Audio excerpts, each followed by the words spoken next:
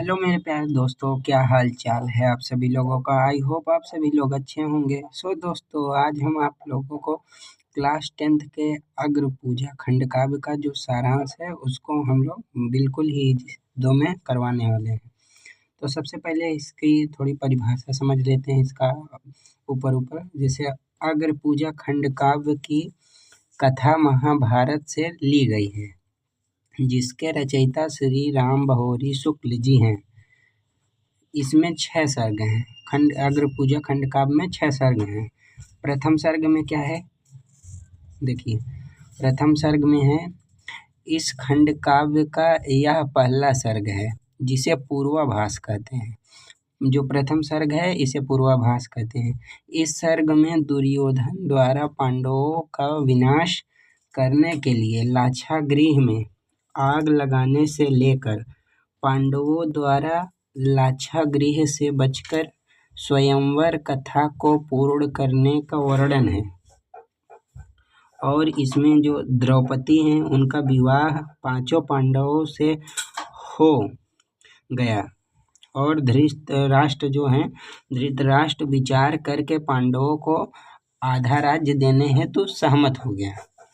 और अब द्वितीय सर्ग में देखते हैं क्या है। द्वितीय सर्ग में है, अग्र पूजा खंड काव्य का दूसरा सर्ग जो है उसे संभारंभ कहते हैं। इस सर्ग में कृष्ण को मतलब साथ लेकर पांडवों का विकराल खांडव वन में पहुंचने तथा वहां पर इंद्रपुरी जैसे भव्य नगर बनाने का वर्णन है। और इस क्षेत्र का नाम इंद्रप्रस्थ रखा गया है।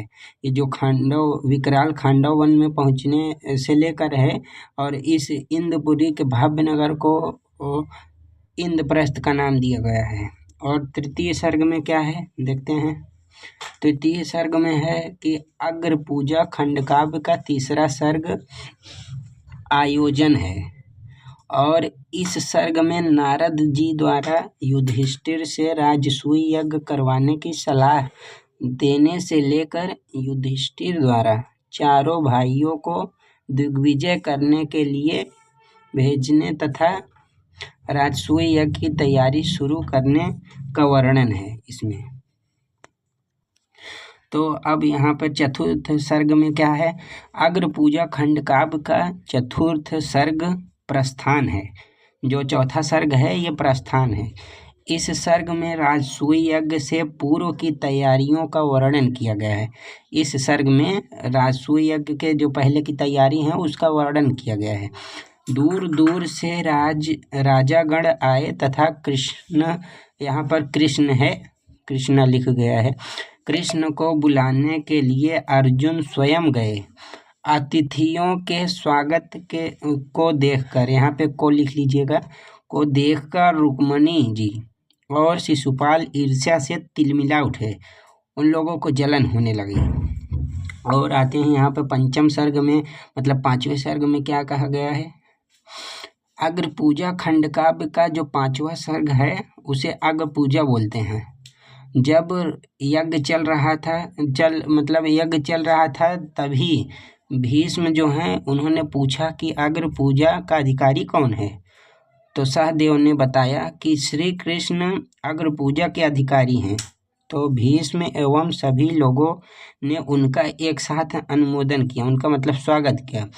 परंतु शिशुपाल के श्री कृष्ण के चरित्र पर दोषारोपण करते हुए, जो शिशुपाल है उन्होंने श्री कृष्ण के चरित्र पर दोषारोपण मतलब लगाया, और दोषारोपण करते हुए अपशब्द उन्हें कहा, जिससे श्री कृष्ण क्रोधित हो गए और उन्होंने सुदर्शन चक्र से उसका गला काट दिया, मतलब शिशुपाल का गला काट दिया।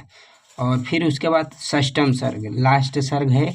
इसमें क्या है कि इस सर्ग का नाम उपसंहार है और इसमें यज्ञ के पूर्ण होने का वर्णन है। व्यास धौम्य तथा 16 तत्वज्ञानी ऋषियों ने यज्ञ कार्य संपन्न किया और युधिष्ठिर ने उन्हें दान दक्षिणा देकर उनसे आशीर्वाद लिया। और यहीं पर यह खंड काव्य समाप्त हो जाता है।